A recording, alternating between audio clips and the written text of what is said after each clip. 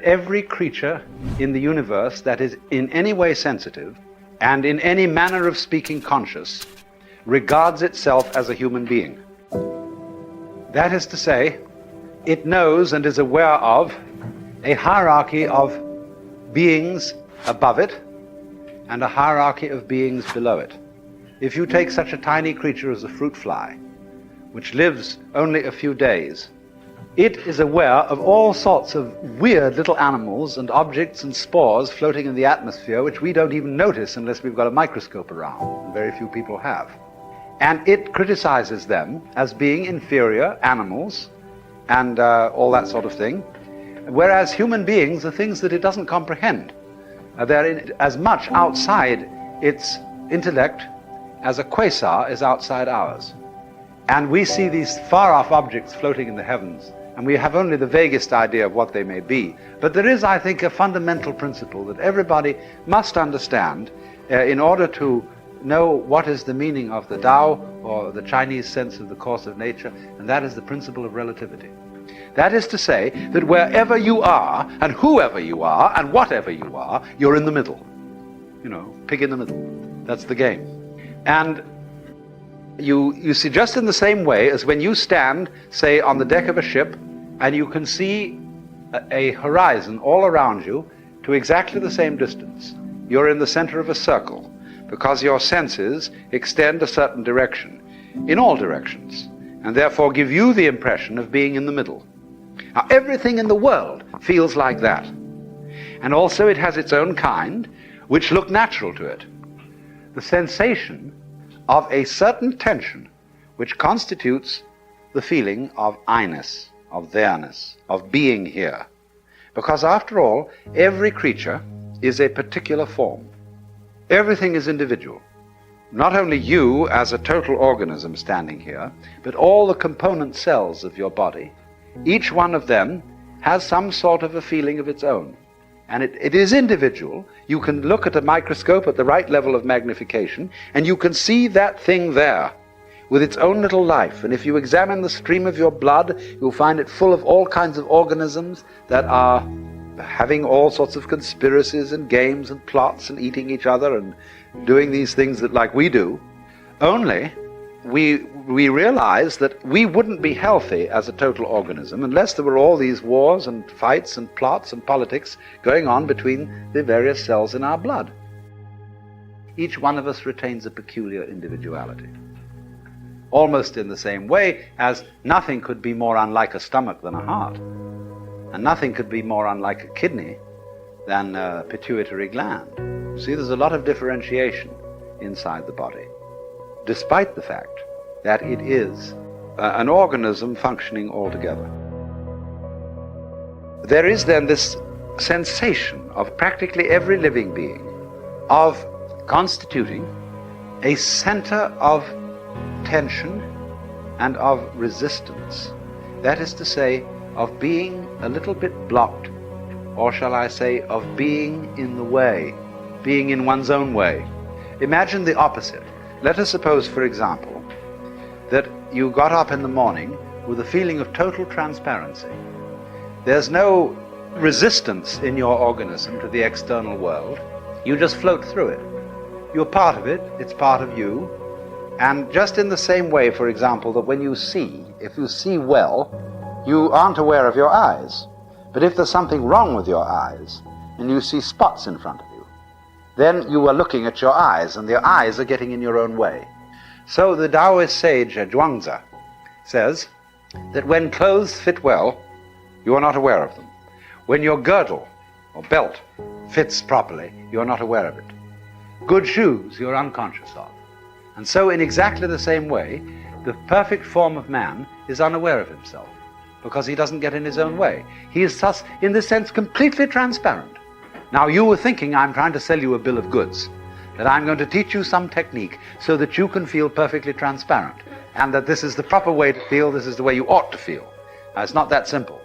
Point is, to begin with, if you do, in a really rather natural way, feel alone, and feel a little bit vulnerable, that you've got a soft skin, and you've got a weak heart, and you've got all those ills that the human body is heir to going on inside you. Let's begin with that. Let's begin with the way in which we do in fact constitute a sort of block in the middle of things. And that fact we hurt a bit. And through hurting a bit we know we're here. See, people go very often to extreme measures to know that they're there. I was in Mexico 2 years ago. I tried to find out what was really behind all the blood and gore in Mexican Catholicism. Why they love these pictures of Christ that are sold in the little shops, where he's green and his face is contorted with horror and blood pouring down and a crown of thorns and all that kind of thing. And then at Guadalupe, these girls kneeling, walking for a mile right down the avenue to the altar in that thing. What is it all about? Why, the answer is quite simply, if you hurt, you know you're there. This is part of the whole meaning of penances and all sorts of trials that people go through and all kinds of adventures. Every kind of variety of differentiation is the way through which unity is discovered. And the fact that men and women, for example, as a primordial kind of difference, never can really understand each other is tremendously exciting, because that's a way by which something happens. If it makes a difference, then it's there. If it doesn't make a difference, it doesn't matter. And what doesn't matter doesn't exist, because it has no matter. So, how...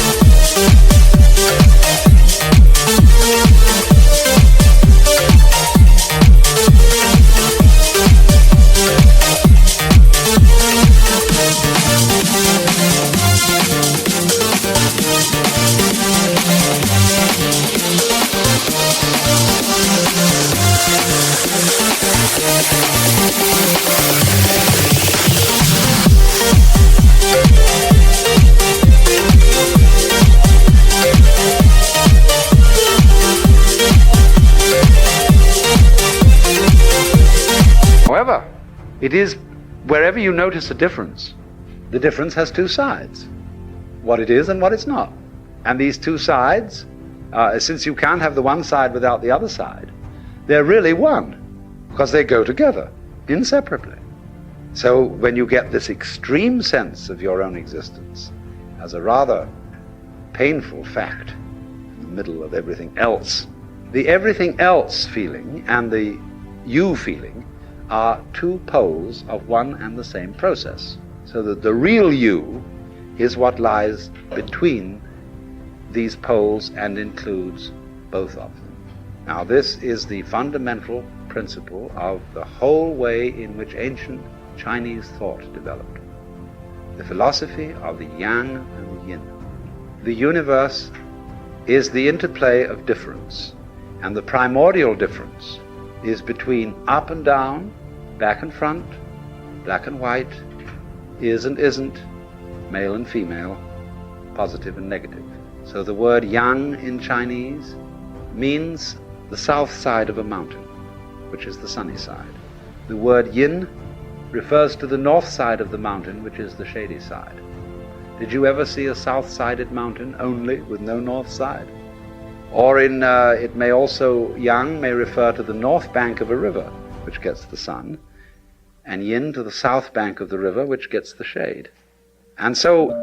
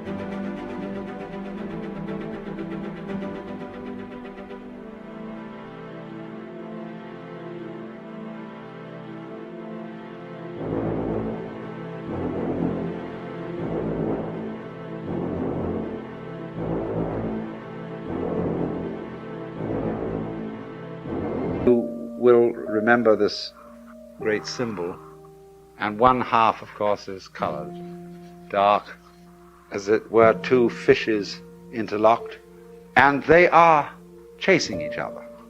Just like if I want to see the back of my head, I can go round and round and I can chase it, but I never quite catch up with it. But that's what makes everything work.